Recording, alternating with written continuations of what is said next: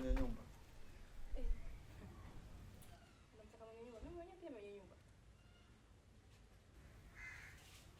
Wewe kwani unakaa hapa? Si ndio kwa mume wangu hapa nilipoolewa, sasa unashangaa kitu gani? Kwa mumeo?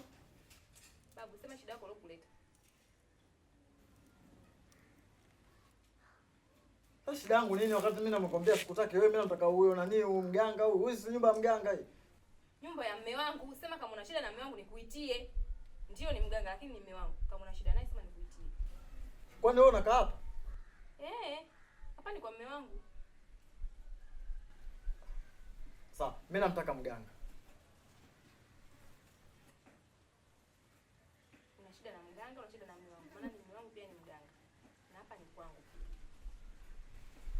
Wewe ni mke wa mganga? Ndio.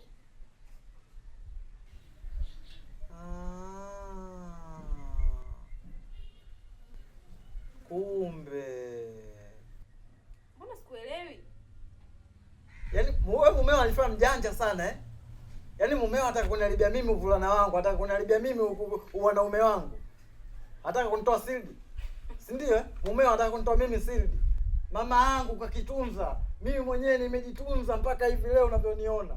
Yaani kijinga jinga tu anipajipa mimi dawa yenu hiyo mifeki. Mimi najikuta napata hisia za kumpenda nani huyo nini? Anataka mimi anipeleke bomba, si ndio eh? Sasa nisikilize. Maneno usimalizie. Ngoja nikutie mango ngine. Mwite. Mume wangu. Angela. Ona shughuli zetu mgani basi. Hicho kitu kimetoka hapa. Njoo. Hivi wewe una akili fresh wewe? Nikuulize. Wewe una akili vizuri wewe? Nikuulize kwanza kuja majumbani mwa watu bila salamu, bila tatizo lolote.